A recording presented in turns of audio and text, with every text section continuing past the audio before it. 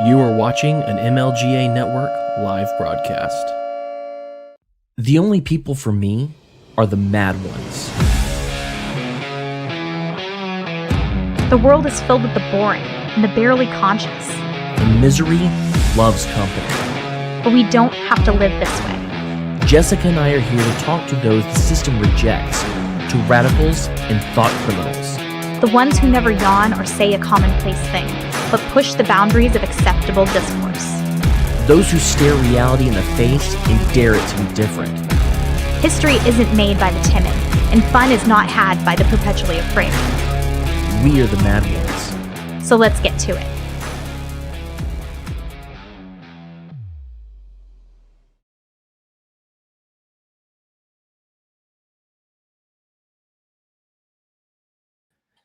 They really shouldn't put a button that takes me out of the thing. That was bad news.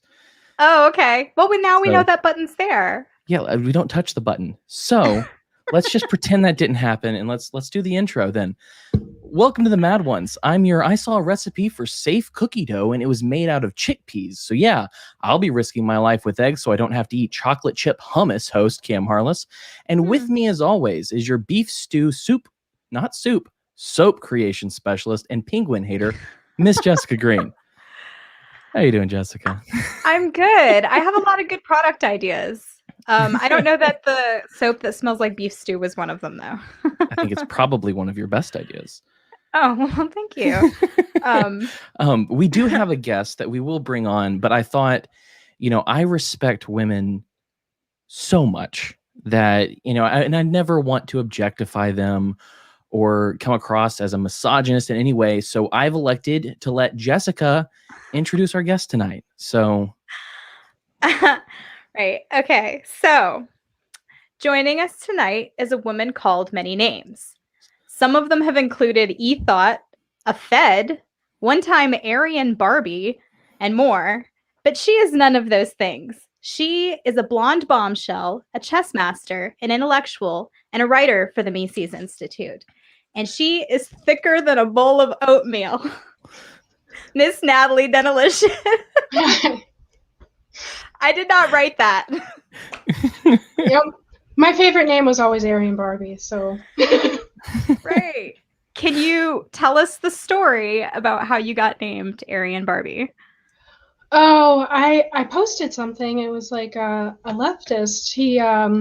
It was actually about the vaccinations and COVID and everything, and the leftist came in and he was like, "Oh, look at Aryan Barbie that posted this," and I was like, "Okay, I like that. Aryan Barbie, we're gonna roll with that."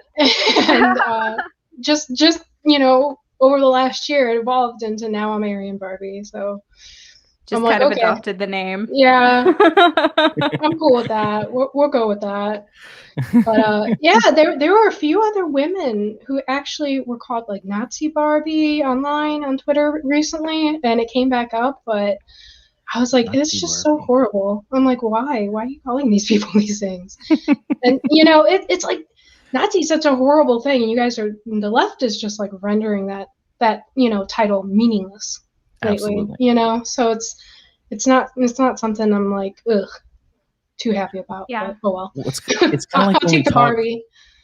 It's kind of like when we talked to Jeff Deist, and that wonderful speech he gave a couple of years ago when he talked, and he gave this entire speech about how libertarians should recognize what people want, what they care about, and all of that if they want to remain relevant within the conversation. And at the very end of his speech, he had said he needs right. Yeah, he just used that for. He said people need to realize that blood and soil still matter to people. Yeah, still matter. So that meant that some it was like God, nation, blood, and soil. Right. I think. Yeah.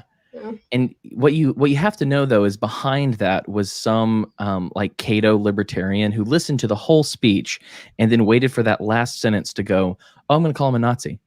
Uh-huh.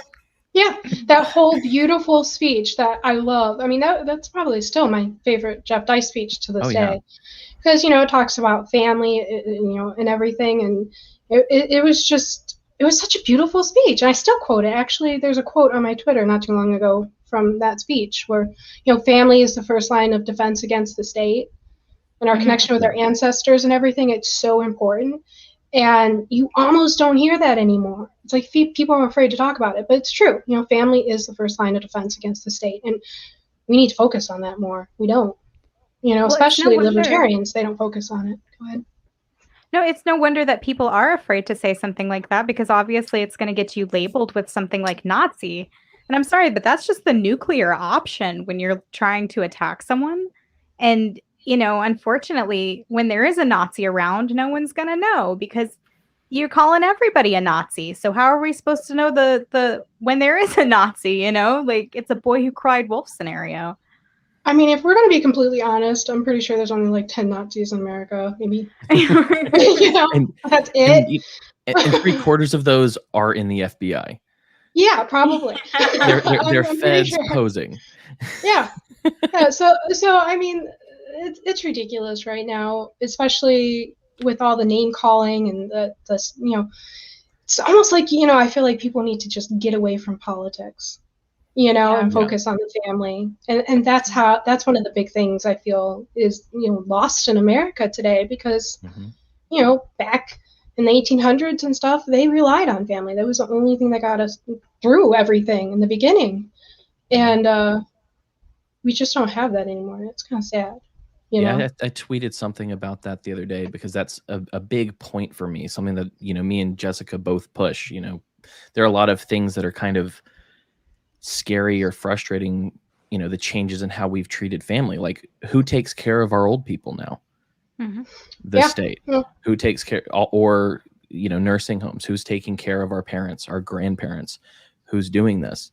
But I had tweeted, freedom starts at home, and I got a message from someone who was very mad at me for posting that, saying that, why are you saying this instead of doing this political action? And I was like, you had a problem with freedom starts at home?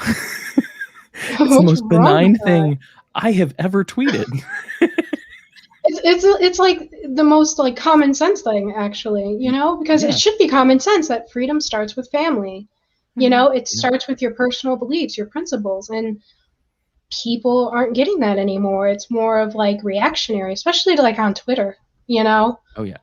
Automatically you post something and it just goes insane. But when it comes to family, I'm really big on taking care of, like, I took care of my grandma until she lost a leg, and then we actually did have to get her in specialized care. But I don't see a lot of the younger generation taking care of the older generation anymore, and that for me is like depressing, because we should be taking care of the people who raised us, who helped us, who fed us, who clothed us. I mean, call your mom, for God's sakes. Call your grandma. I don't have any grandparents left. I actually just lost my grandma in February, or it was like January or February, and she was already dying. We knew she had cancer, but she got COVID and kind of like pushed it faster. And I lost my grandma, and she was my last grandparent. So it's kind of like, call your grandparents. I'm so big on that. Like, take care of them, because it's short, and you only have so much time with them to learn so much from them, Well, and that's the thing that's been one of the most heartbreaking and evil things about this last year with COVID and the government response to it, was how they have separated old people who probably had this many months to live left from their families, and made it so that on their deathbed they couldn't touch or have that last bit of affection and relief before they went away. And it's like, that's evil. Like, I don't know what to call it. A killer. I hadn't seen my grandma for a full year until her deathbed, and she couldn't open her eyes. She couldn't really speak to me, but I'm pretty sure she knew I was there. She would like groan or something when I would hold her hand. But that was rough for me, because I grew up with my grandmother. She lived with my parents my whole life. So she was like a third parent for me. When I was sick, I would crawl into her bed and watch cartoons or something, because I was sick as a kid. I had kidney failure. So she was always there just to let me hang out and stuff. And it was only by a stroke of luck that I could be with her in those last 3 days, because we switched her to hospice that allowed 4 visitors. Only 4. Like, Wow. they had to, like, take our temperature and everything every time we came in. So we were very lucky to see her in the last 3 days. And there's a lot of people in Ohio right now, or before, like a year ago, who couldn't see their family members, before they died, because they'd be in the hospital or something. So Ohio was very tyrant-oriented. I nicknamed it Soviet Ohio. It was very bad. And actually today the mandate's lifted and we can burn our masks. So I was very happy about that. I actually tested it. I went into Target and Walmart, and about half people were wearing masks, half weren't. So that made me kind of happy. At least half were sane. Yeah. Well, it's like I was living in Pennsylvania at the beginning of COVID, like the very beginning, and around. Well, let me say something. I told Quest Fanning that I would crack open the Basil Hayden since he had a bottle, and so Quest, I'm pouring that now. But back to that. I was living in Pennsylvania, and this made me think of the bourbon, because on March 17th, St. Patrick's Day, I went in to get some Irish whiskey so that I could make I don't know what the PC name for it is, but an Irish car bomb for St. Patrick's Day. And I walked in, and as I walked in, I saw that there was some wood by the door, and I was like, that's kind of weird. And then I went through the line, and the lady goes, okay, well, it's good you came today, because today's the last day we're going to be open. And I said, what? I was like, well, is that what the wood's for? And she was like, oh yeah, we're going to be boarding up the store so that no one tries to break in while we're gone. And this was like the last straw for me. There were a couple other things that were weird, but no one was wearing masks. Not a lot of people were freaking out, but it was like, that was the canary in the coal mine moment for me. And so we actually moved out of Pennsylvania the next week and moved to Florida. So we're now in Florida. And have been I'm here so jealous. for a I year. really want to move south so bad. You have no idea. I'm like, I need to go. I need to leave the north. This is insane. I mean, yeah. I was about to say, go ahead. I'll shut up. No, no, you're fine. I was about to say, people are streaming into states like Texas and Florida right now because they've realized what, the governments of their states are capable of. And I just hope to God that they're not bringing their stupid voting practices with them, because that's what caused these tyrannical governments in your states in the first place. But it really does sort of prove the whole idea of the federalist experiment, where you have different state entities, and that separation of power can really protect you, because DeSantis was able to protect his people from what otherwise would have been an overreaching mandate, very much like what you had in Ohio. So, but didn't he lock down at first? Yeah, he did. For a very brief time, yeah. For a very brief time, he did. I can't speak tonight. Yeah. I swear I didn't have any of that skull vodka before I went on. But for a very brief time, he did. And so it's kind of like, well, he was still a bit of a tyrant. He was still like tyrant-like. Sure. Which governor didn't lock down? It was only Kristi Gnome, right? Gnome. She was the only one. So I mean, I give her credit for that. She never had a tyrant moment. Right. What he gets credit for now, I think, is when people started like whispering about vaccine passports, he goes, okay, no, that's not going to happen in Florida. Don't even consider it. We're not doing that. That was leading the nation in a sense, which I'm not a big fan of the nation, but at the same time, that's kind of where you don't hear much about Gnome anymore, but he's still kind of actually, which is odd. But he's still kind of fighting in that space, which is good. Yeah. Compared to what everyone else you has. take a Gnome and you take a DeSantis, and you can probably find issues that they have that we would be totally like, absolutely not, no way, this is a trash take. But, Doesn't Gnome, isn't she like anti-marijuana laws or something? Probably. Probably. Yeah, I was about to say, there's I know always for something sure. that libertarians can take issue with. I mean, that's just kind of like the Right. natural.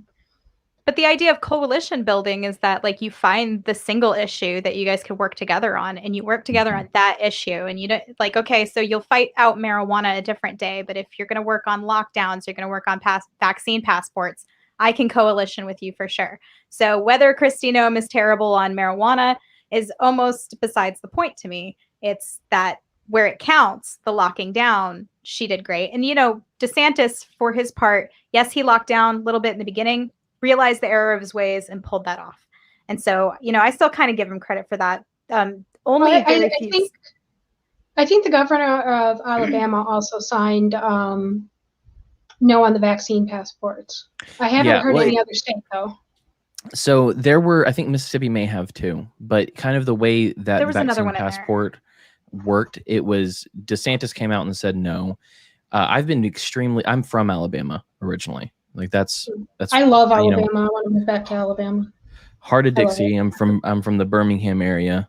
But they have been like Kay Ivey, who is like 97 years old. That's hyperbole. She's an old lady.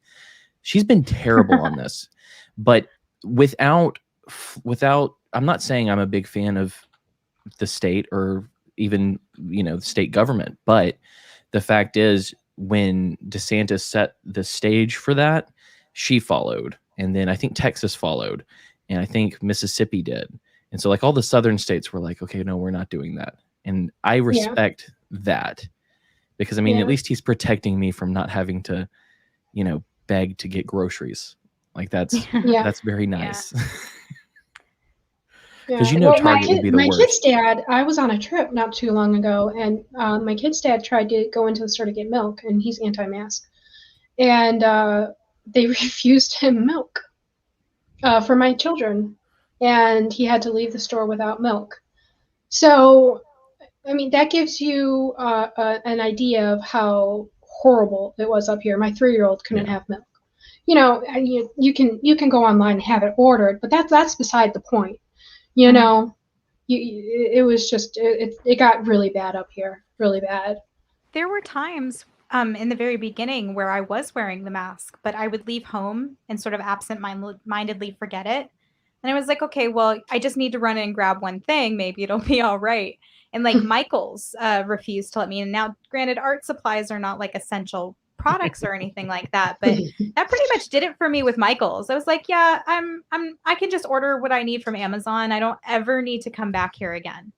Like, there were a lot of places where I'm like, I'm not coming back to this place.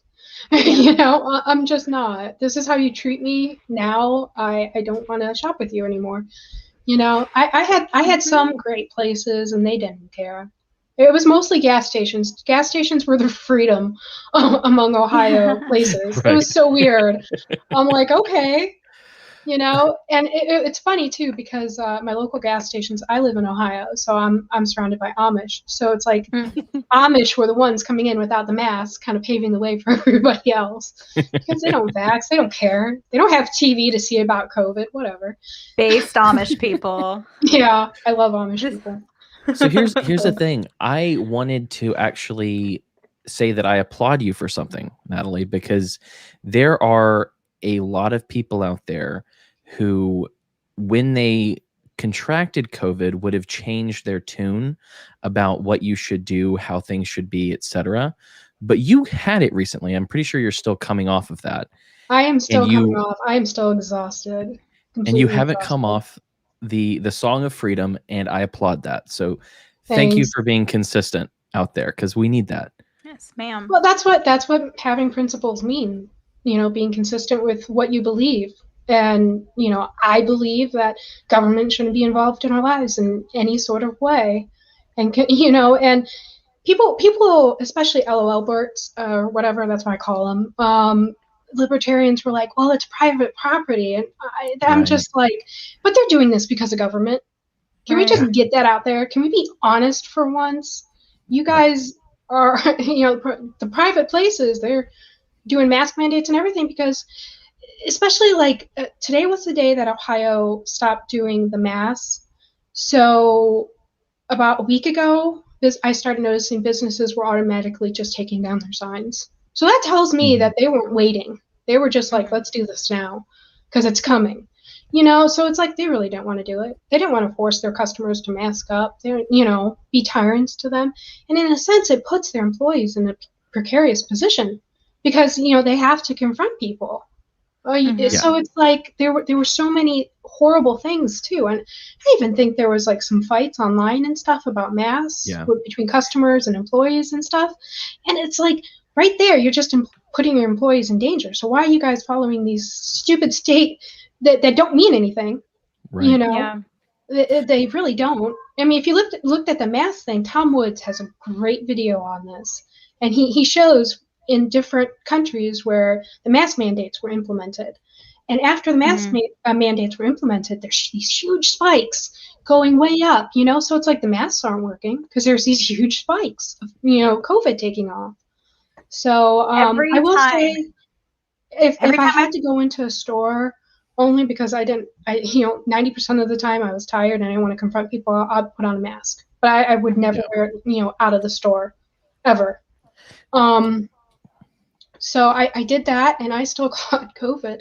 Yeah. And it was horrible for me. It was horrible. Like, I wasn't, I was just sleeping around the clock. I couldn't eat. I lost 14 pounds. It was really bad. I was even scared in some times because I couldn't breathe. I had heart issues, and I passed out one night. So my potassium plummeted. And it was a lot. I was on multiple medications, an inhaler.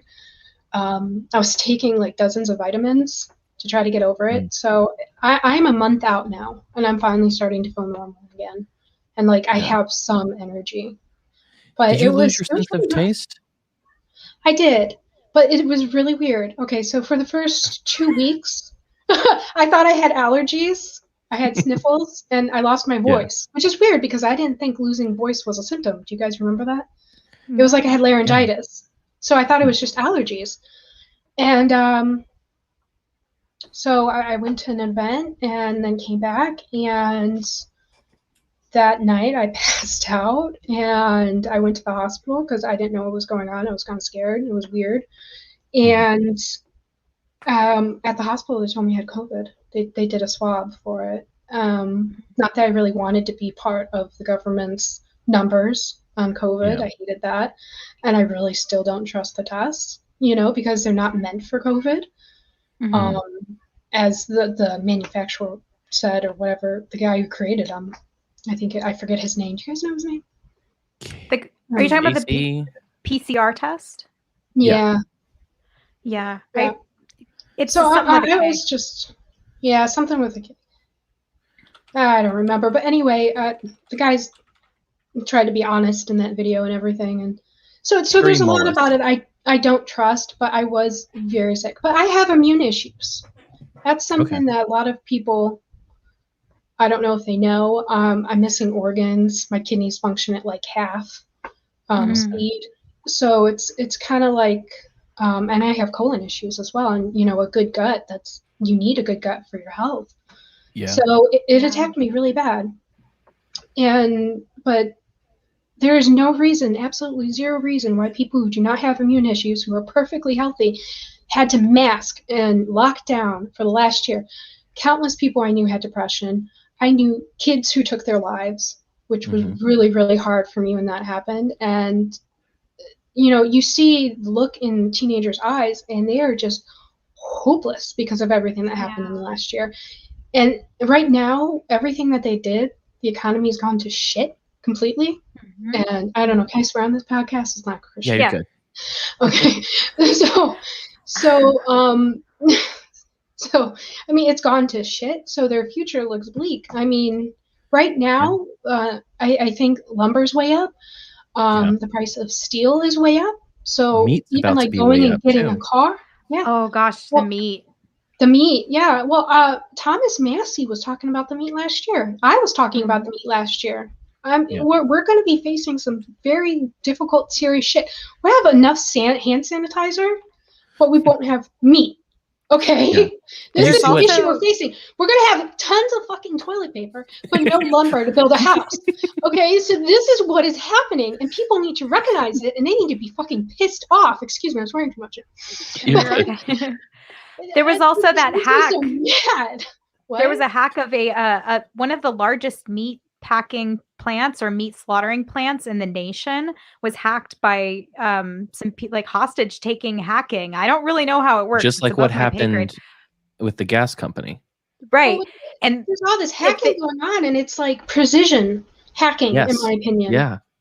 It's very And- great and- reset and it- hacking. I have my theories. I have my theories, but I'm not going to say them. Well, I want to hear theories. Is this like story time? I need Well, to- I mean, there are vested interests, globally vested interests that want to see the U.S. taken down. And then there are forces within the U.S. that want to see our economy collapse because it would cause people to have to rely on the government even more. So it's like there Yeah. are so many places that have the common person, which is all of us, our suffering will benefit them in so many ways that it's like, how could you not take the incentive if you had the ability? Well, I think it also, it takes away from Biden, people seeing Biden as a complete and total fucking idiot that he is.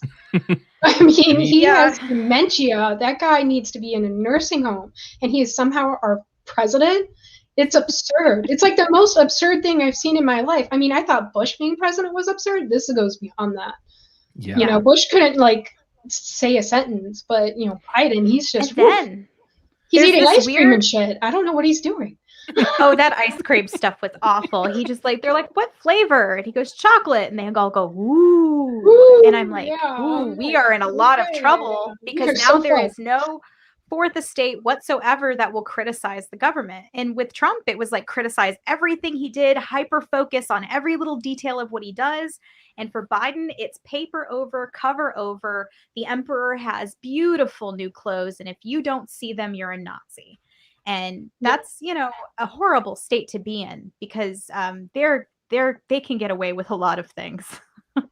Now, I didn't vote for Trump, and either time, I am a diehard Ron Paul supporter till the end. I mean, Ron Paul was the only guy I've ever voted for. I'm going to be completely honest, but I liked Trump. I liked his tweets. I mean, I really liked him on Twitter. Oh man, that guy, he really could just rile people up, and I loved it. It was something I really never saw before, and I actually kind of liked it because it felt personal, besides, and then if you look at Harris and Biden's tweets, they're like, oh, have a great weekend on fucking Memorial Day weekend. It's like, they make me want to die. We're remembering dead people, and you tell us to have a great weekend. Yeah. This is a time to remember the people who fought for this country, and you're eating ice cream and shit and saying have a great weekend. I can't. Every time I see one, I miss Trump. Who said that? Perky Biscuits. I miss Trump Perks. too. I find it impossible I'm waiting to for believe... his social media thing. Where is that? Well, that was just him doing press releases on his website, and apparently that ended. And people are like, "Oh, he's such a failure."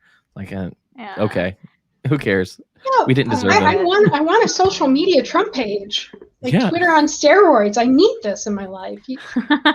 I do. Well, with the Kamala Harris tweet, I find it really hard to believe that she didn't have any concept of the fact that people would not receive that or be like, what the hell are you talking about? I almost think it was red meat for Democrats who hate conservatives because it riled up conservatives, and that maybe in their thinking would please their base. It's a very Trumpian tactic, and I don't put it past them. So I saw that Kamala Harris tweet is very purposeful. She said that to piss off conservative people, to piss off people who have military family, whoever would get pissed off at the idea of disrespecting Memorial Day. I think that was done with marketing in mind for the Democrats. That's possible. At the same time, though, she's a total idiot. So she's a helper. She's a cop. I'm loath to paint her as stupid because she's obviously she has enough intelligence to climb through political ranks, and she's got at least enough instinct or killer instinct. She was climbing on her knees. Mouth for it. I'm gonna be honest here. I mean, yeah, I have to pull back on that one. I can't keep going. She was not climbing with her feet. We'll just go there. If we attribute stupidity to her, we might lose sight of how dangerous she is, and that's, I don't want to risk that. I don't assume stupidity on her part. I assume evil for sure, but not stupidity. Yeah, definitely evil. But that's all of government, in my opinion. Besides a few like Rand Paul, Thomas Massey, those guys are probably the most honest two people in politics right now. Yeah. I like how Rand Paul called out Fauci. It was great. Yeah. Oh, Fauci. He's in so much hot water right now. But I did want to say, speaking about not calling Kamala Harris stupid, I think that has been my argument with people about Fauci for the past year, is because they say, oh, he's so dumb. And I was like, he's not dumb. He's evil. He's malevolent. He knows what he's doing. Definitely a tyrant. Do not give him an excuse.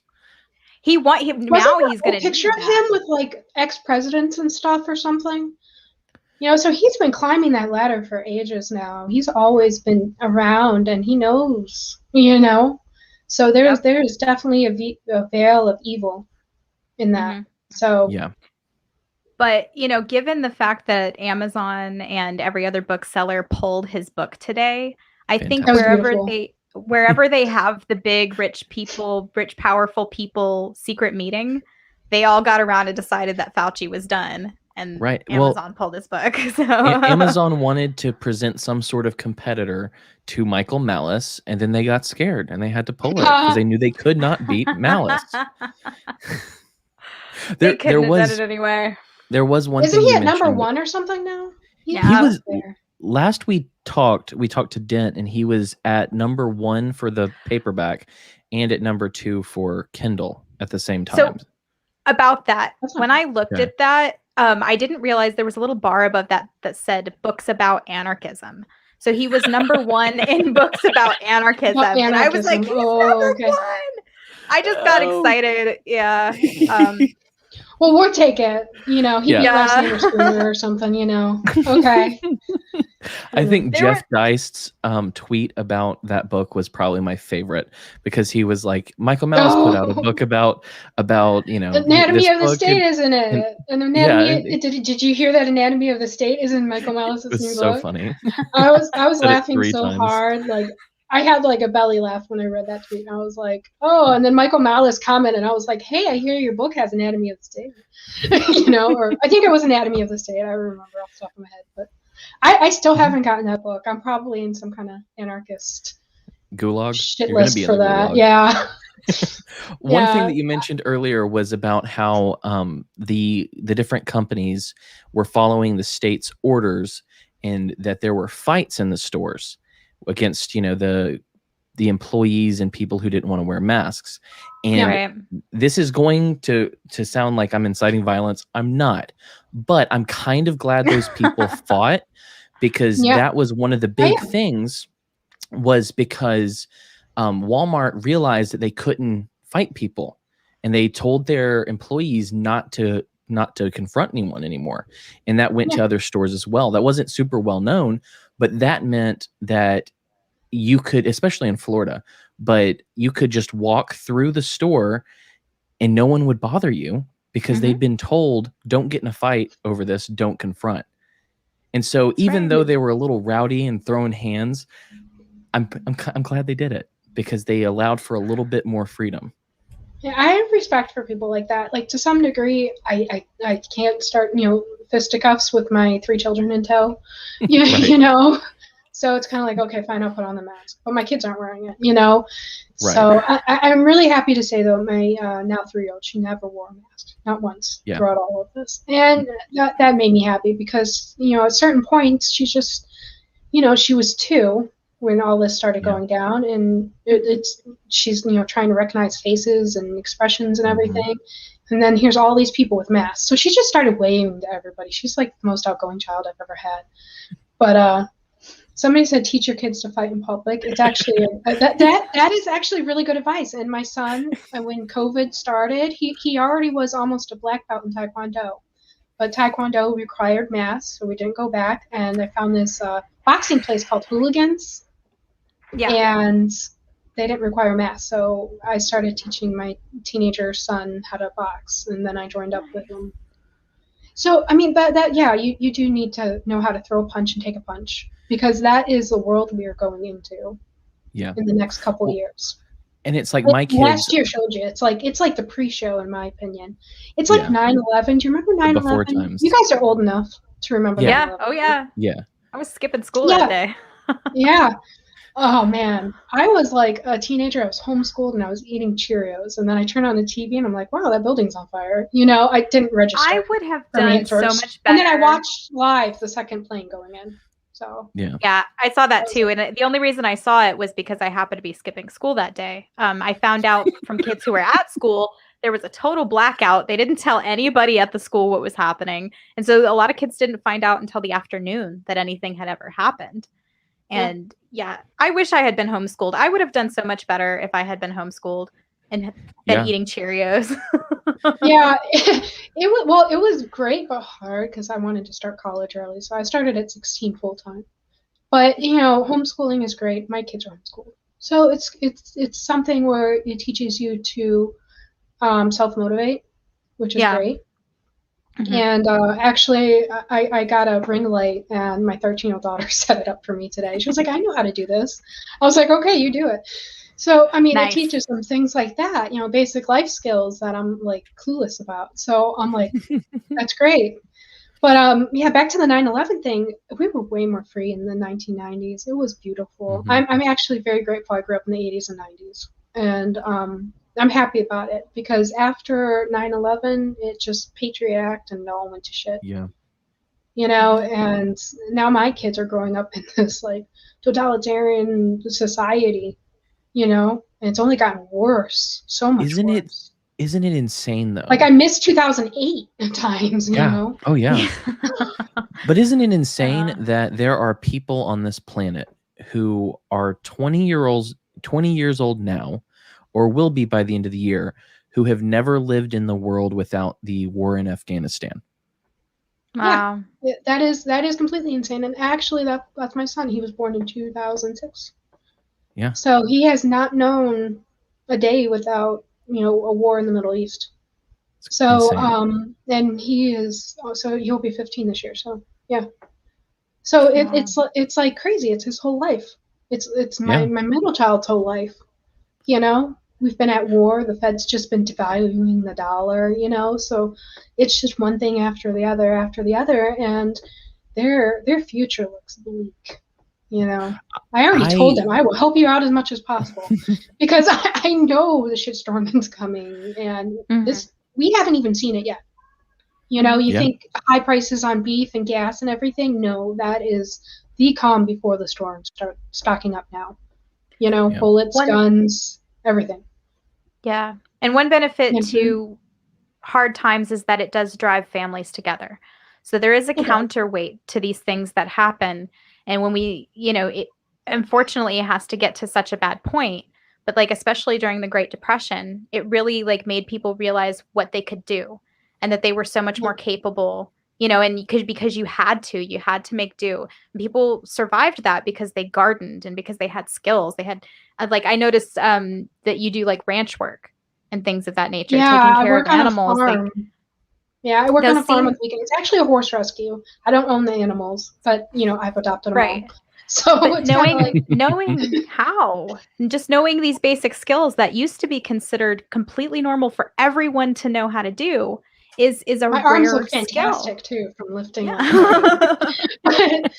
I mean that's it's rare in a sense, but at the same time it's basic things that everybody should know. How to, clean out a stall, how to stack hay, how to feed a horse or an animal, or now the thing that surprised me the most was learning how to take a horse's temperature. That was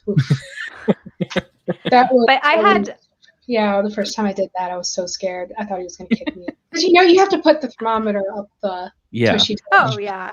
So, through the aperture.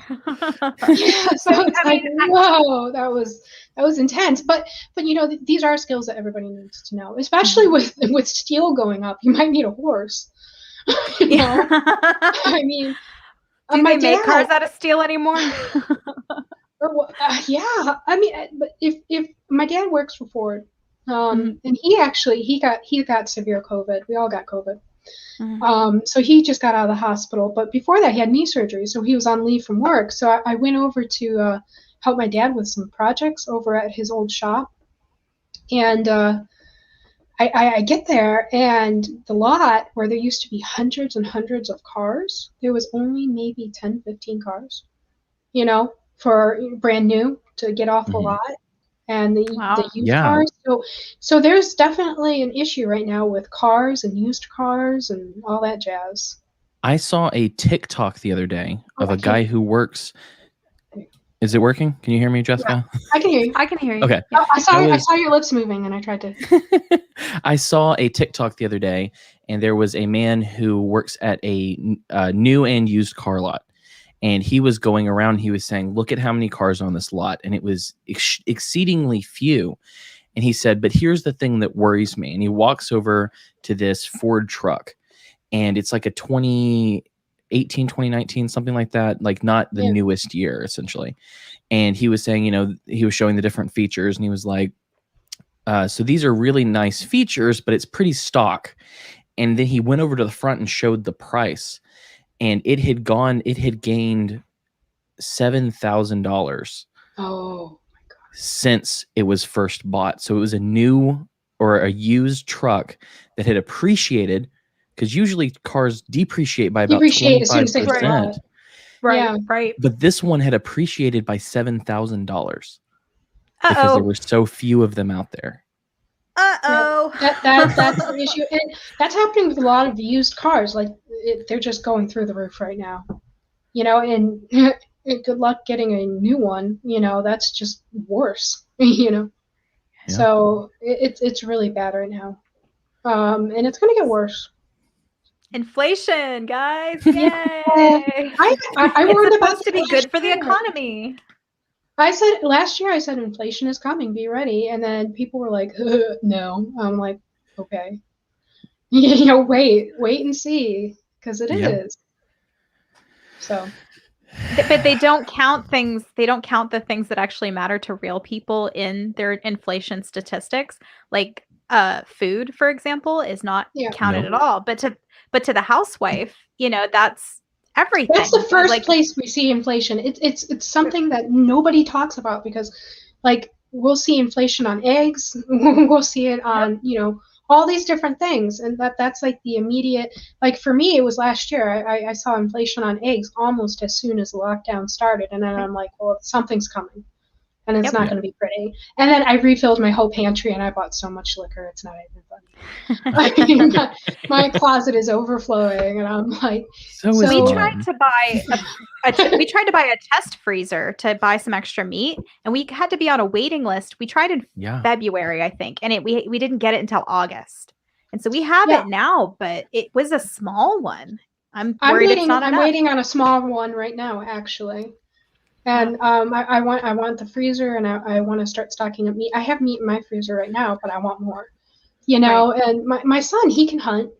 So I'm like, well, if you get a deer this year, then we can just, put that in the deep freezer, My daughter, she fishes. So, they're very self-sustaining kids. I mean, if something happened to me, they can survive. So that's great.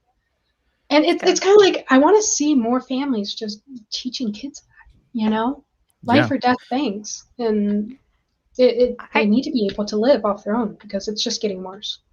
I had a physics professor in college tell me that because so few kids throw a ball now, it's harder for him to teach kids physics when they come out of high school and into college. That so few of them actually have enough real world experience of throwing a ball that he can explain what, like, I don't know, the arcs and stuff like that.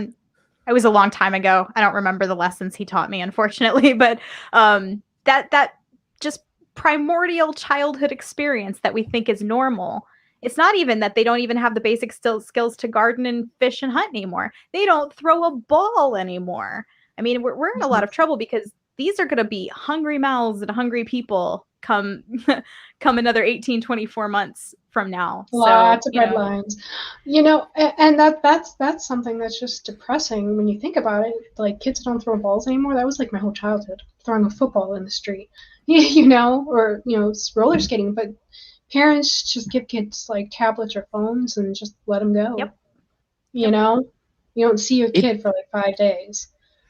Now, I my son, love he's video going through a bit games. of an emo phase, so I let it go a little bit. But, he still has to leave the house. He has to go, my mom and my dad, they live somewhat close by, and you can just walk down the street. And so I'll send him over there to check on them, take out their trash or whatever they need. So it's like, you got to just start getting kids out, get them doing things. My son actually went garage sale hunting the other day, and he brought me back a copy of The Hobbit, and I just thought that was so sweet. Yeah, he found it. So there's like, I'm like, oh, you totally won Sun Points for life for that, because I love Lord of the Rings. My kids know that, and it was a 3rd edition copy. I was like, oh, and it's like in this beautiful binding. Okay, but I'm getting off topic there. No, people go garage sailing. Yeah. People don't know what they have. Yeah, they don't. They really don't. There was one time at a used bookstore, I found a copy of Man Economy and State for $5. Really? Yeah, wow. It was a big, thick. It was a scholar's edition of Man Economy and State. And I'm like, that's usually like $20 or so. Okay, some people, books, they really don't know what they have. I wanted to thank y'all for my free copy of Economics in One Lesson, which you can get from the We should screen cap it. Yes. Jeff actually signed mine because he did the intro. Oh, that's nice. Awesome. I have a signed copy of Scott's new book. Enough already. Scott signed mine too. I don't have it up here. But which was a fabulous picture, by the way. Scott Horton. I love that picture because we took a selfie actually before that. I'm like, the selfie turned out horrible, and then this lady posted this picture of us online. I didn't even know she was taking it. I was trying to like tell Scott how to spell my name and stuff, and I was like, you can just put Natalie or whatever, it's fine. And she snapped the picture, and I was like, oh my god, I love that picture. So yeah, that was the one I ended up posting. Candids are almost always more beautiful because they're natural. Yeah. Well, yeah, the candids are beautiful. Selfies are almost always horrible. Yeah. Yeah, I'm like, you gotta put a lot of work into a selfie, whereas a candid, it just catches your essence, and that's wonderful. Yeah. Yeah. So I like you mentioned The Hobbit, and here's something that I've been thinking of for years, really, but especially within the last couple of months. I love Tolkien. Like he's a wonderful guy. But I've collected those Lord of the Rings swords. I was that kind of nerd. But I've been feeling like with all things political, I've been feeling so much like Treebeard lately, who I feel like is the silent hero of the Lord of the Rings. Somewhat, yeah. I mean, because of I am on no one's side because no one's on my side. The kind of non-interventionist until he actually felt like he had to fight in defense. Like, Treebeard is my spirit tree. I just feel like I should put that out there about how great Treebeard is. Treebeard is awesome. I mean, I just loved all of it growing up. Lord of the Rings. Yeah. I always thought Legolas was really hot. I'm sorry. Is there truth? It's Orlando Bloom. But you guys are Tolkien fans, and maybe you can answer this question. I've heard before that he was sort of referencing World War II through the World War One. Oh, okay. World War One. It was World War One. Because Tolkien served in World War One, and he basically said that his superiors were not human; they were horrible people, and he did not like serving. He waited until he was pretty much forced to serve, and his family was pestering him because back then, if you didn't serve, you were basically treated like a deserter. By your family, they were like ashamed of you back then because serving was just like the thing you did. Yep. And actually, if you really want to see what World War One was like, watch They Shall Not Grow Old. That is my pretty much all-time favorite war movie, and it's not even really a movie; it's more of a documentary. And it's just fantastic. But yeah, Tolkien, he really just didn't want to serve. He waited until he, and and I have a soft spot. I actually have an article on Mises about it, about conscientious objectors. I can't speak. I've read that one. It's great. Yeah, and it's like people need to start objecting based on conscience or whatever else. Your principles, stand your ground, and you don't see that much anymore. And and as for Tolkien, basically Lord of the Rings and The Hobbit was basically based off of his time serving. So you get those reflections throughout the books and movies and everything. Well, and that like it's hard after a certain point to watch or read the Lord of the Rings and not see the One Ring as state power and monopoly on force.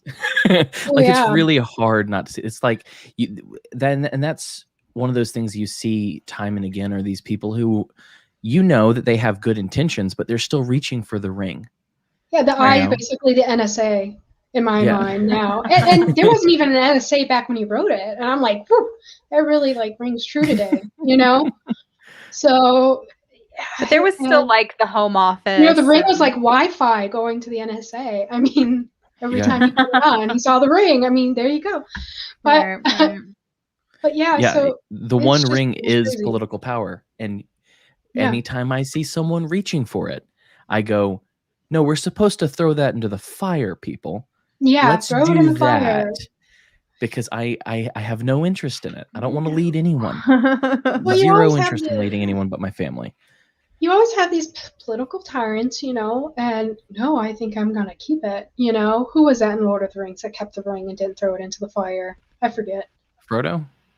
No, it wasn't Frodo. Frodo threw it into the fire. Well, it was the guy before Frodo. No, it wasn't Smeagol. It was the guy before Smeagol, and he was like... Oh, you're talking about Elendil's son, Isildur. Yeah, because he cut off his hand, he got the ring. We're getting really nerdy now. I'm sorry. But he didn't cast it into the fire. He was like, I want power, and that's everybody in politics. They want power. They want to be. They're not there to change the world. They're there to grow their whatever. Their political power, make more money, be warmongers for life. Well, and it's like Gandalf. Very few people like Thomas Massey. Yeah. Thomas Massey is actually a huge Lord of the Rings fan, and that's one thing I love about him. He calls his political pin the wrong wing.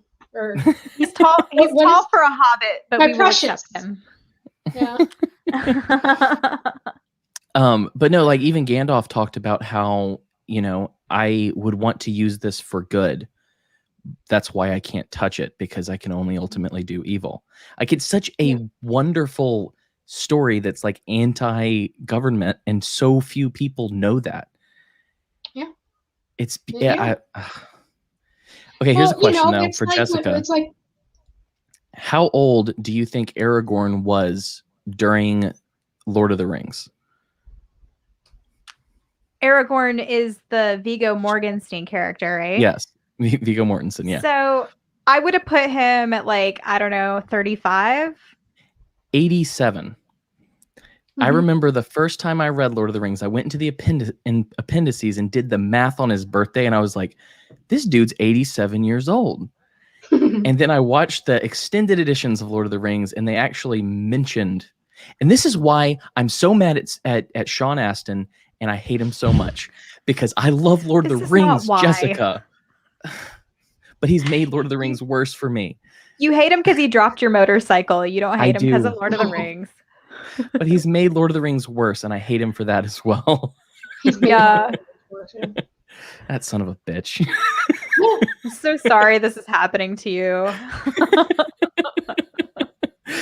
Natalie has no idea of my hatred for Sean Astin, but it was time to mention. I'm okay. I'm just rolling with it. But I was thinking there's so many anti-war movies out there that people really don't know they're anti-war. I mean, look at V for Vendetta.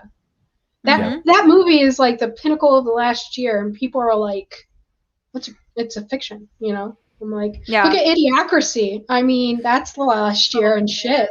That was a documentary. That wasn't even a movie at this point. It's exciting. There's so many movies that are like have anti-war vibes, and like They Live.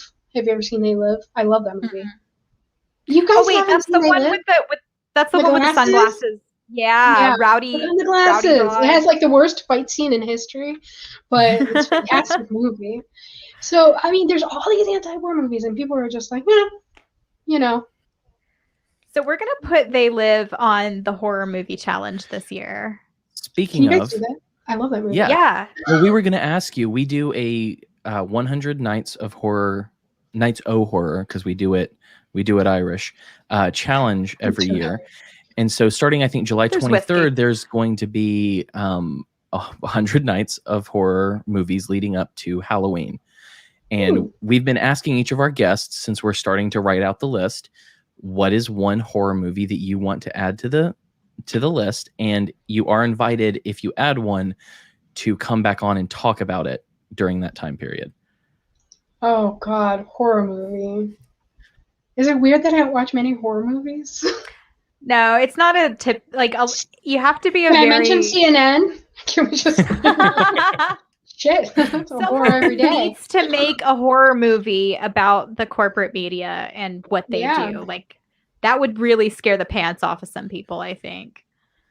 But it's like I would have to think about. I mean, like for me, like the anti-government angles, I would say Hunger Games. Because for me, Hunger Games was basically a horror movie that could actually come true. You know, sacrificing children, and that's basically what they did in this last year with the Hunger. You know, if you watch the Hunger Games and then look at the last year, they basically sacrificed children in their lives. There is a Korean lives in this last year. No, I'm sorry, it's a Japanese movie. It's called Battle Royale, and it is like basically the Japanese version of the Hunger Games, and it is definitely a horror movie. So rather than Hunger Games, I think we'll put Battle Royale on there because it's much more in the horror genre, but still exactly what you're talking about. Yeah, I love the Hunger Games. I have a Mockingjay up there somewhere behind me. I see that. Oh, I love it. Yeah. I never got a tattoo in my life. My dad, though, he said he might get a tattoo in the future, and I was like, okay, if you go get a tattoo, I'll go with you. You know, because I'll go get one in some weird spot nobody's ever gonna see. You know. Yeah, I mean, tattoos are gross, and you shouldn't get them. Don't get tattoos. They're errors. So I was talking to my tattoo artist the other day, because I'm doing like all American traditional tattoos, and I'd said, okay, can we figure out a way to do the White Tree of Gondor in American traditional? And he was like, I don't know if that's possible. Well, not yet. We're just kind of chatting. But I was thinking, what if I You got me really excited, and then I feel really disappointed. But that's the thing. Like, it's a very specific design, so I don't think it could be turned into American traditional. But I could probably get him to do Treebeard. Oh, you could do Treebeard. Oh, yeah. Treebeard, which I think would be really cool. It wouldn't be hard. I always wanted just the Mockingjay symbol, because for me, that's kind of like how I feel sometimes. And I can actually shoot a bow and arrow too. So it's kind of like, I can do it. Yes. I don't think I can do it. I can't do it. What? Can you do this? I can do that. I can do because that. I was a Star Trek nerd growing up. I had to teach my hand how to do it. I was really nerdy. Yeah, I can. I'm not doing that. I have dexterity. I can dislocate my middle finger, actually. What? How do you get just 3 to stand up? You just can't push the other ones down. I don't know how to explain it beyond that. I have to hold it. I feel really sorry for everybody watching right now, seeing us trying to do this. No, it's half May the odds be ever in your favor. They're at home trying to do it themselves right now, too, I guarantee. They're all going, how does she not know how to do 3 fingers up? Like, what is this? I'm really disturbed. It's like a genetic abnormality. So you are not on staff at the Mises Institute, but you do contract out and write some articles for them. And they are like the best. Awesome. What is it like working with Jeff Deist and Tho Bishop and those people that we really enjoy? Because it has to be more fun than just what we see. It's a lot of fun. Not many people know this, but there's very few people working on staff at the Mises Institute, and you got to give a shout out to them working so hard all the time, because it is rough. It's just like 20 of them on staff, and I'm one Wow, of, really? I think, like 20 contractors. So there's very, very few of us all working together to try to, get, books out to people, articles, everything else. And, Ryan McMakin, he does beautiful with the article work and everything. So yeah, working with Jeff, working with everybody, it's just been amazing. It's been 9 years this year for me as a contractor. That's so cool. And I've learned so much. Like it's actually pretty fantastic, because if I have a question, I can like email Jeff Deist or email Lou Rockwell, like, hey, I'm writing an article. Do you know anything about this topic? And they'll tell me or talk to me about it, or point me in the direction of a book or something. So it's like kind of really awesome having people on standby. And anybody can really email Lou or Jeff or anybody, and just ask them a question, or anything. And that's what's so fantastic about the Mises Institute. They want to teach.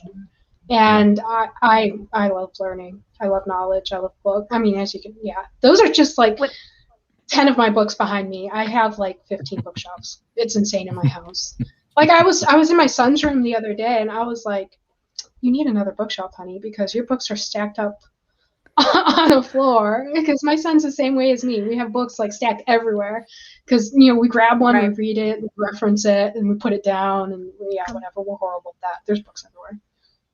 So it's how fantastic. many? There's a lot of knowledge at the Mises Institute, and I love it. Yeah. How many of these scholars have you beaten in chess? Walter Block and I had a draw.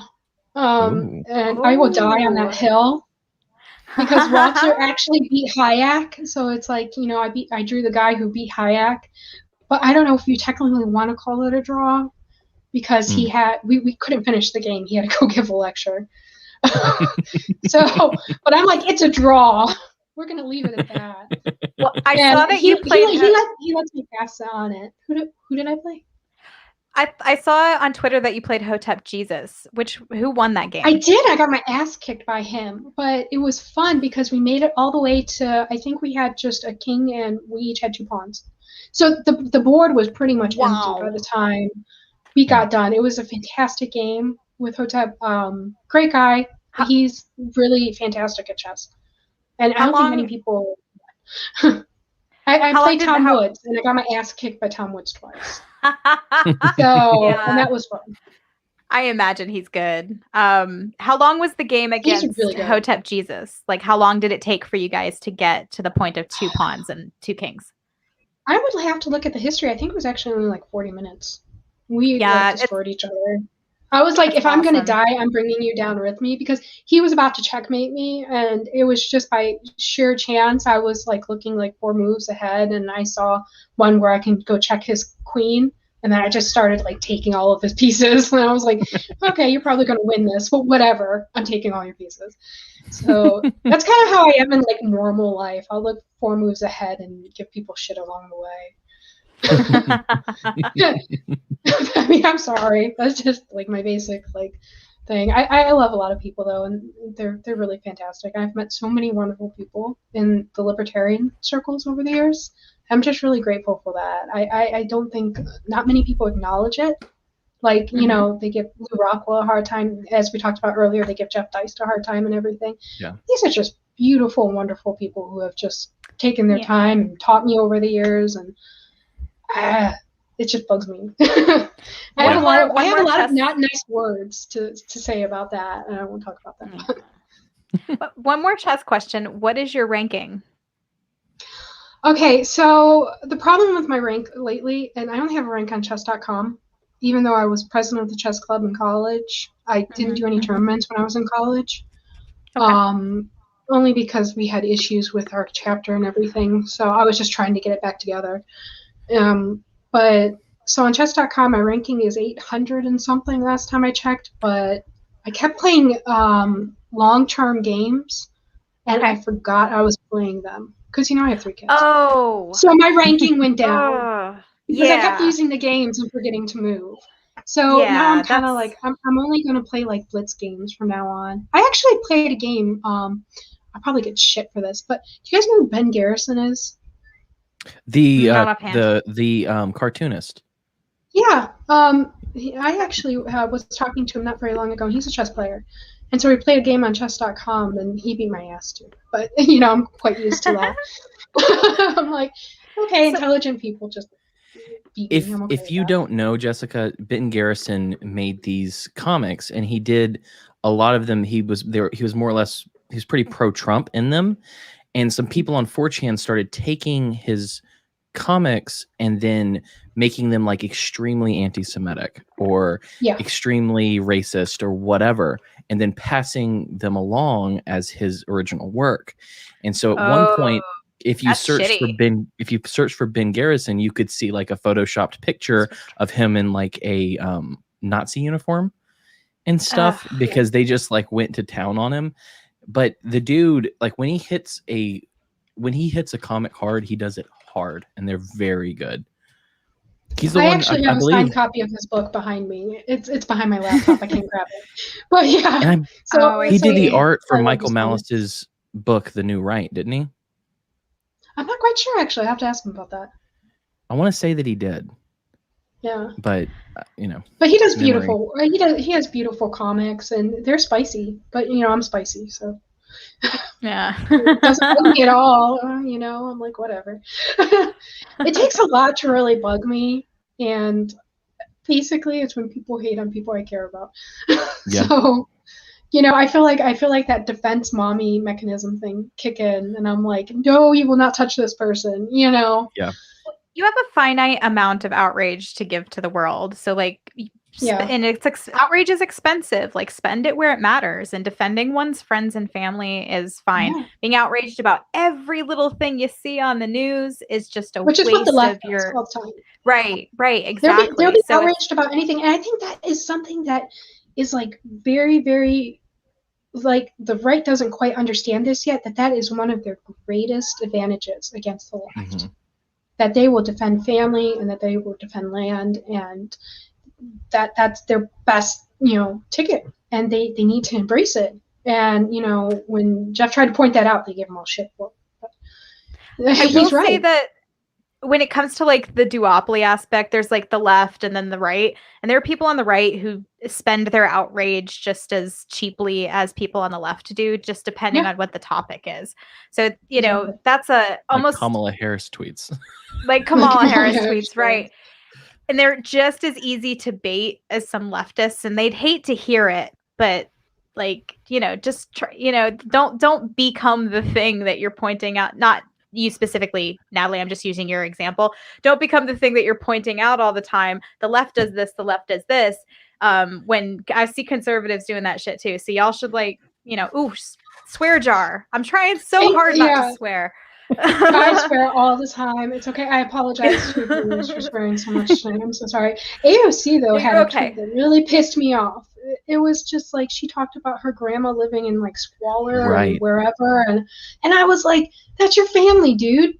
How are you like letting her live like this? Well, and one of her rich and you're a congresswoman.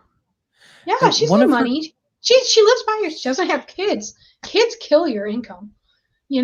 That's like 100. Yeah, you have kids. So it's like, I'm like, that's $100K right there. So she can take care of her grams financially and whatever, and doesn't. Well, and one of her problems was that she stated was that they were making people leave their ancestral lands for better places. And it's like, you should have made your grandmother leave her ancestral land for a better place, aka your house. Yeah. Take care of your grandmother. Yeah, drive her in that fucking Tesla up to NYC, Yeah. And get her there. Get her in comfort. She is a piece of work. And I'm just like, Well, I think she's a created person. That is something that I've said a few times. I think she was a bartender, wasn't she? Well, no, how do you go from bartender to congresswoman? Right. Well, and also I think that she says these things because that lets the conservatives scream at AOC when the Pelosi's and the Schumers and all of these people are in the background doing dark deeds that they can't see because they're too busy yelling at AOC. So I think she's like Obama was a created person. I think she is as well. Well, look at what all they're doing with COVID in this last year. Here's some free money to ignore the fact that we locked you down, took away your life, and basically destroyed the economy. And the money And they gave was they're like, peanuts. it was peanuts, yeah, and compared to what people actually need being out of work. They kept saying like money will sustain people for months, and I'm like, you gave them $600. What do you think things cost? It makes me think of Arrested Development. I got the full because I have 3 kids. I got the 5K or something, and that was gone really fast because I paid off my car. You know, I was like, bye. I don't have to worry about that bill anymore. When they were talking about how it was going to sustain people and let them pay their rent, like you said, do you not know what anything costs? It made me think of Arrested Development when he asked her. She said to Michael, the matriarch, said, you know, go get a banana. What can it cost? $10. It's like the opposite of the way they think. And he goes, house. And he goes, you've never been inside a grocery store, have you? And she just like walks away. I love Lucille on Arrested Development. She's like, God rest you, Jessica Walter. You were a fantastic comedian. Well, it's crazy too, because it's like, I usually buy in bulk because I have so many kids. And so when I go to Walmart, it's really easy to drop like $200-300, a trip. You know, it's like that's only a few grocery bills for me. You know, so it's crazy what they really thought. And there are people a lot worse off than I was this last year. You know, so it's like, can we do something better for people? Like abolish the Fed, and that will help a lot of people. You know, abolish the income tax. That would help a lot more people than $1,000. You know. And also they have that student loan moratorium until September, but in September that ends. So people are going to be expected to pay their student loans again when the economy, especially the service economy, which is what students, are generally even just coming out of college are still working in the service economy, has been gutted. So you're going to have a bunch of these loans come due and people without jobs or means of income to pay them because the businesses that they would have been working at don't exist anymore. So, that's going to be a lot of fun. Yep. And, I talked about not too long ago, we had a hiring crisis because they were giving these people like $300 for unemployment. States are taking that away now as well. And now people actually have to go out and work again. And unless you're in so Ohio. much shit for that post, though.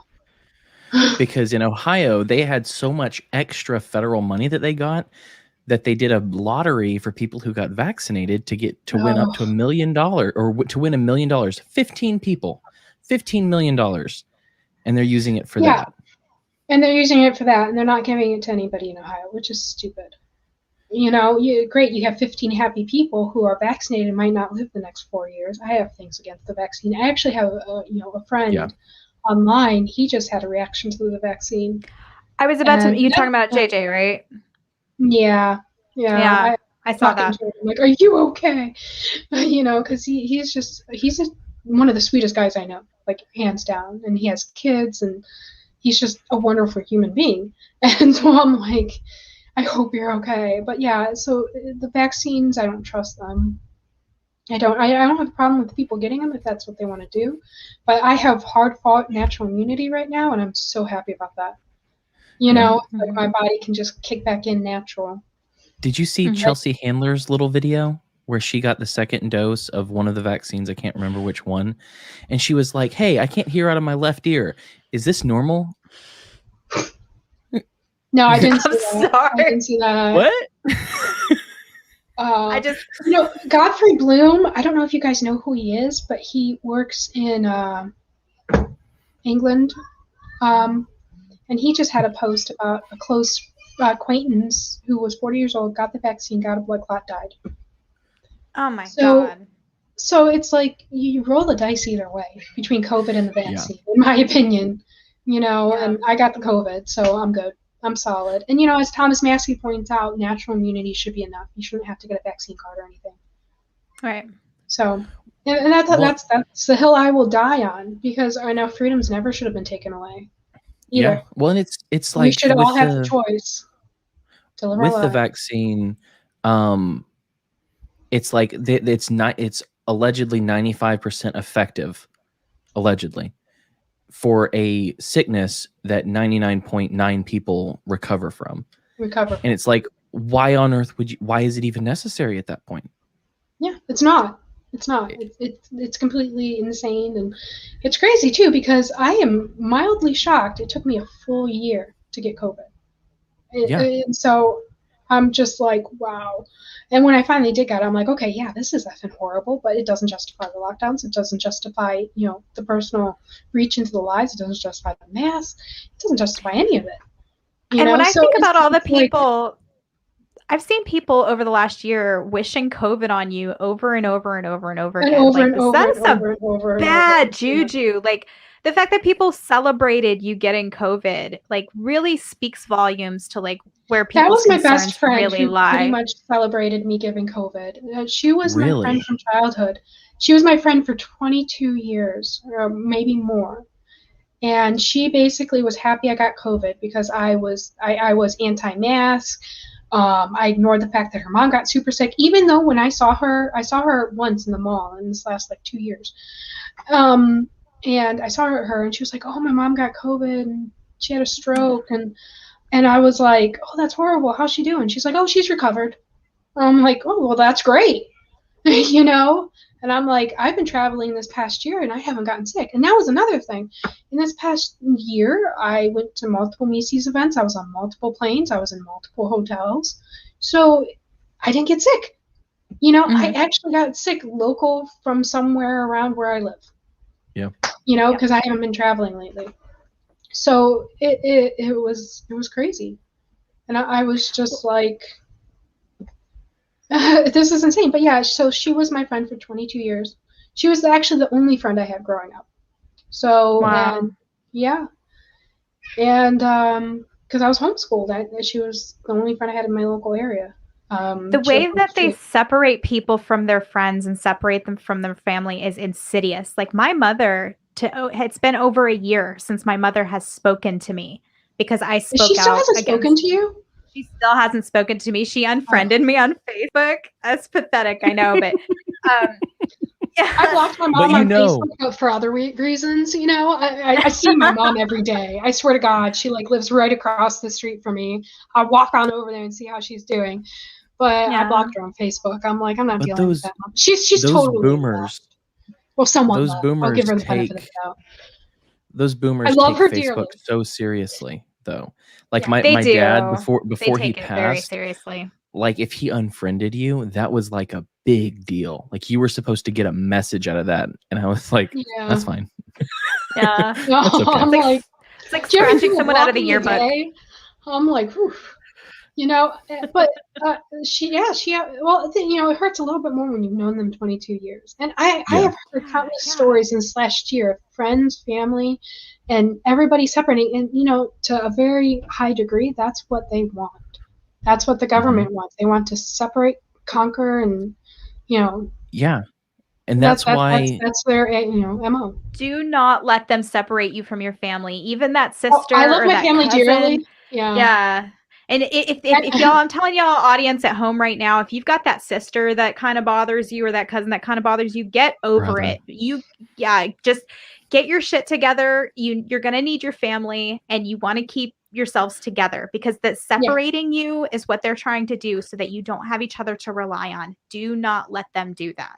Yeah. And that's why that old leftist I don't agree phrase. With my mom, yeah. I don't agree with my mom 90%. Yeah. I'm sorry. Yeah. No, I get you. No, I get you. I suck. No, you don't. No, I think there's a sound delay. It's totally fine. Yeah, actually, you guys are clicking weird in my ear. But that's not you. I think it's my earphones. My mom and I don't get along half the time, and I love my parents dearly. I'll be there for them always. When my dad was in the hospital this last week, every day, it was like, going in and out of my mom's house, just making sure she's okay, if she needs soup or anything, because she had COVID too. So, and it was funny because my kids, they recovered first. So I would send them over and I would be like, good, go check on grandma too, Yep. So, and that's what you have to do. You have to work together. Yeah. I have a relative who used his 1-year-old son as like a mask model, essentially, to push that children should wear masks. But what I was going to say is that is why that old leftist phrase that I hate so much needs to die in a fire, which is the personal is political, or the political is personal, whichever way that goes. Because that is something that people take to their Thanksgiving dinner tables to call their grandfather a racist, or to cut off their child because they don't agree on COVID and this political point. That whole the personal is political thing is an old commie trick. And I think the radical feminists used it as well as a division, like a way to divide people and to make them take this into their homes and divide. And so I hate that statement so much with my whole heart. Yeah, we definitely need. I can't stand masks on kids, by the way. Oh my God, they're at the lowest risk. I've watched like toddlers wearing masks or newborn babies wearing masks, and I couldn't stand it. I would just have to I have to get off the internet now. But we definitely need an anti-politics movement. Yes. And I think that's something just as much as we need like an anti-Fed movement, as much as we need an anti-war movement, we need an anti-politics movement, and we need to break away from the state and focus on family. And that's something I just want to get out there. I have to say it because that's really what we need. Surprise, that's our show. Yeah, there you go. Okay. Because politics is the soul killer. Like politics is what soul crushing. It's the eye, whatever, if you want to go there from Lord of the Rings. Right. It's the ring. I was going to say Sauron's earlier. Eye, right? Yeah. Thomas Massey always calls his congressional pin his precious, because that's what it does. I mean, the government comes in and they just take over your lives. I hear my child screaming in the background. I hope you guys can't pick that up. I'm sorry. I heard it, but I hear it all the time, so it doesn't bother me. Yeah, I'm sorry. She's like screaming. Okay. Let me ask you, though. I should probably go check that in a minute. But before we do that, let me ask you, if you were to order a pizza right now, what pizza would you order? A pineapple pizza with wait, are we talking brands? No, just type, like what toppings? What would you have on pineapple pizza with onion and green peppers is my favorite. Nice. I'm sorry. I'm definitely a pineapple fan. I feel like I'm sinning now, confessing that. You should not. I like fruit on pizza. I'm sorry. Okay, that's just something I've had my whole life. Pineapple on pizza. I like steak better. I don't know. Do we ever talk about steak? I love steak. That's like really my favorite food. Like a steak and some sweet potatoes. That's my favorite like heaven dish. So good. Jessica, what does her pizza tell you about her personality? It tells me something that I've already known about Natalie, which is that she is a rebel and she does things her own way. There's no ham on that. There's no pineapple or pepperoni. She's fruit and vegetables on a pizza. Fruit and vegetables on a pizza. But tomatoes are fruit. For her own drum. Oh yeah, fair enough. That's true. Yeah, I mean, come on. Hello. Yeah. So I appreciate her unconventional pizza choices because it shows that she is not a follower and she's not interested in pleasing the crowd. So bravo. So we can let you go and deal with the children, which I will need to help my wife with my own soon enough anyway. One question we like to ask all of our guests is, we do believe in optimism. We believe in hope and that we can overcome. And so what it could be in your life, it could be politically, it could be overall, globally, whatever. It could be personal, but what is your white pill? What is something that someone in the audience might be able to microdose to know that all is not lost? Well, just recently I went to Mises Caucus event, and I brought thousands of books from the Mises Institute, and within a day they were gone. And that gave me a lot of hope. Like, people actually want to read. Wow. Yeah. And they want books and they want knowledge. And that gives me a lot of hope. And I'm seeing a lot of people reach out to me, asking me where to start with Austrian economics, and where to read. And do you know this one thing? People want knowledge. And that's something that, yeah. Actually, you know what? Read it.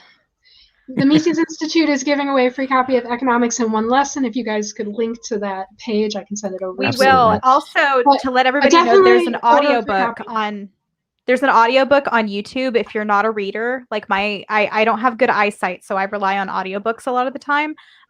Economics in One Lesson is on YouTube as a free audiobook. You can listen to it in your car on the way to work, like knock it out an hour at a time. It's worth it. And it's worth it. And then you can understand, the shit that's going on in the economy right now, because it's horrible. And it's only going to get worse, much, much worse. And I'm sorry, I just went from like white pill to, I don't know what pill that was. Well, that's the thing.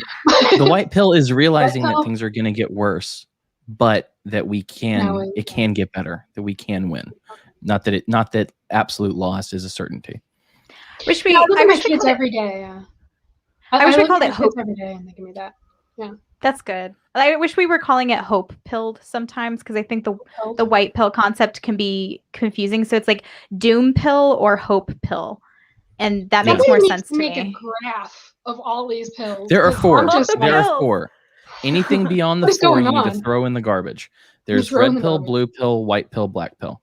That's it. Anything beyond that. That's a lot to remember. I still need like a visual of like these pills. I mean, what about the yellow black pill?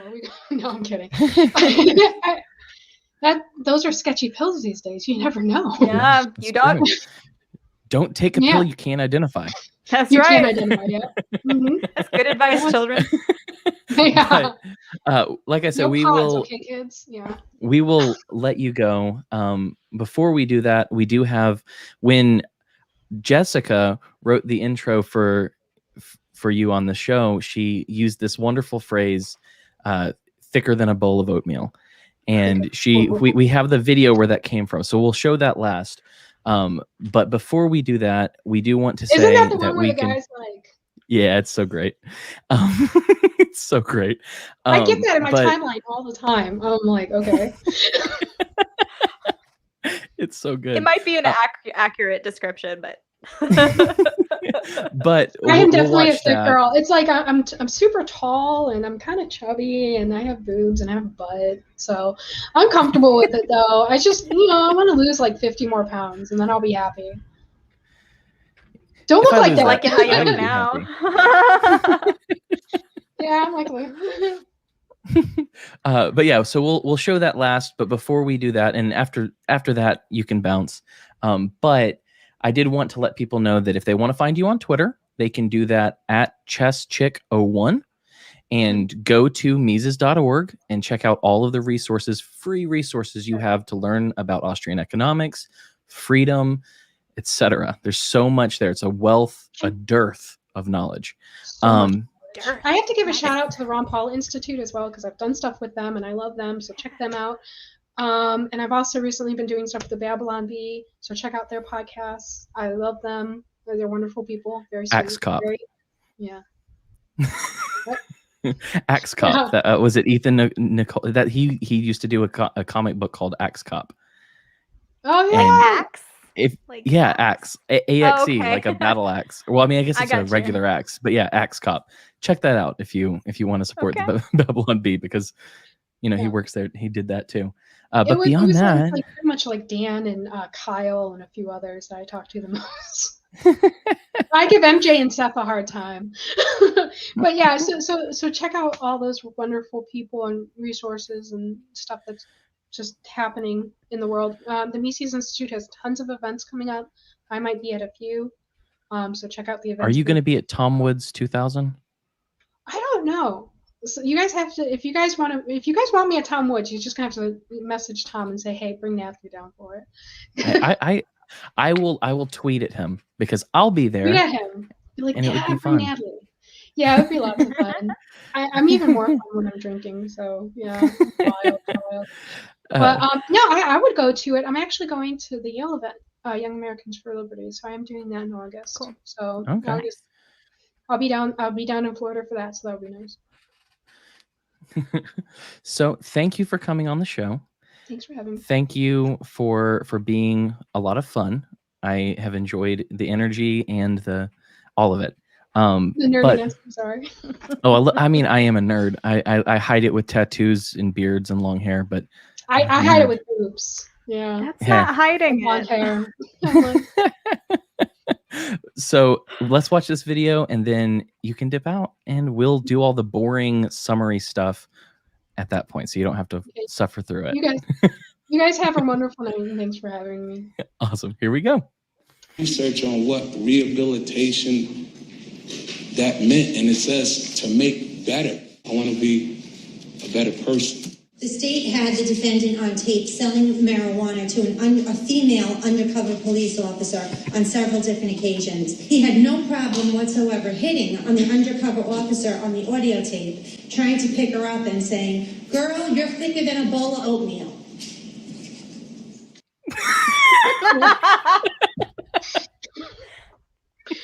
I love it. So there we go. But like I said, again, thank you. You're a joy. Anytime you want to come back on and shoot the breeze, we're here. Sounds wonderful. Thanks. I love you guys. You have a great night. Bye. So for the rest of you, you degenerate scum. No, I'm kidding. You're wonderful people. That's why you're here. Coming up, we're getting closer and closer to episode 100, and I'm not going to tell you what that is yet. Do I know what it is? There's a chance. It's Schrodinger's episode 100. We'll see what happens. But next week on Wednesday at 8 p.m., it will be an earlier show like this one was.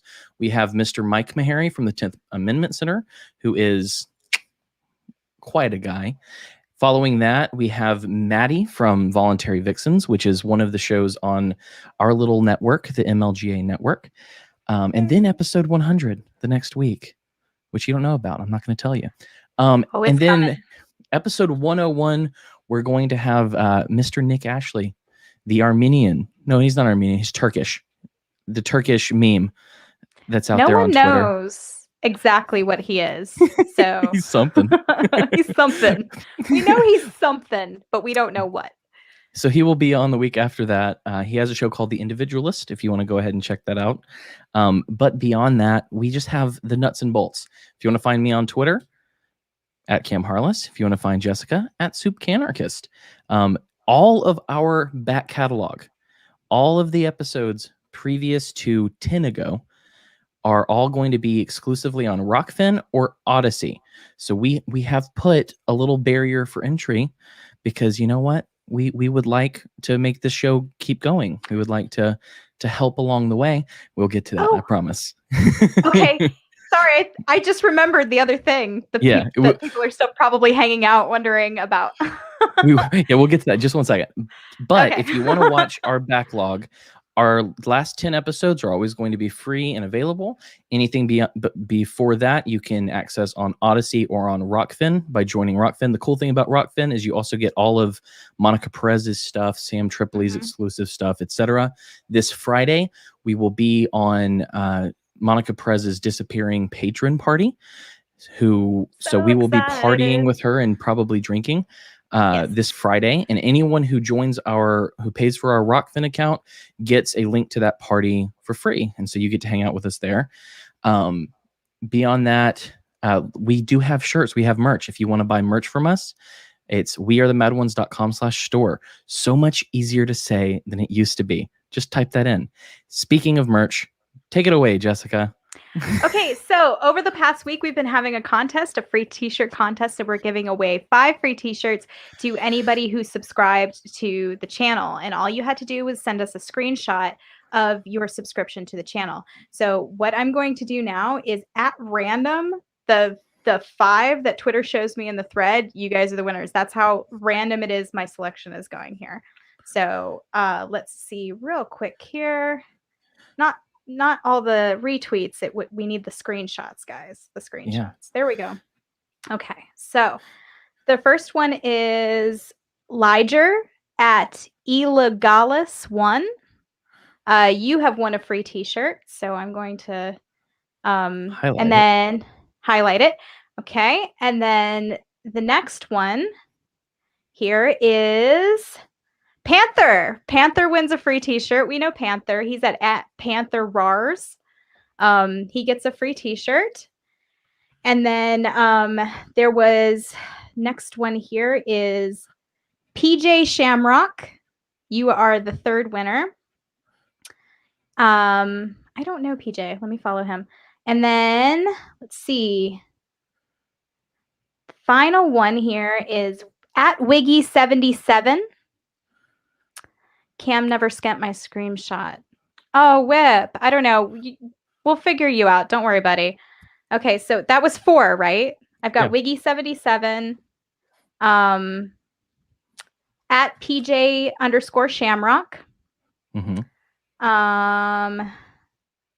Who was the other guy? Panther Rars. And then the first one, hold on, let me scroll back up to him, is Liger at Eli Golis 1. And then we need one more. Spin the old wheel. We're going to spin the old wheel here. And I'm just letting it get a good spin for the final t-shirt. Is going to be Kimberly Turo. And she is that actually came from Facebook. So she doesn't have an @ that I can shout her out to. But so those are the winners. And if I called out your name, you're going to get a message from me, and then we'll get you your either free t-shirt or tank, which I hope you will wear in good health. And thank you for subscribing to the channel. If you guys are hanging out now and you want to throw us a subscription just out of the kindness and goodness of your heart, I would really appreciate that. And then please definitely, go to our other channels, Odyssey, where the Mad Ones at Odyssey, and on Rockfin, which you can get a free account there. The paid one is even better. You get access to all of the exclusive stuff, but you also get free stuff there. So don't feel like you're getting left out if you can't afford a paid subscription. We'll take care of you too. And also, don't forget to go to lorenzotti.coffee and use promo code TheMadOnes for 10% off some Italian coffee beans. And beyond that, I think that's all we've got. So yeah, I think that's it. So congratulations to the winners. We appreciate you. And if you could do a tweet as well, putting that out there. I will. I'm going to put the winners in a tweet and I'll announce it for you guys. Awesome. So now that is all done, we are done. And we appreciate everyone who listened. We appreciate, or watched rather, and listened if you're listening now. And beyond that, my final words are: be the glitch you want to see in the Matrix.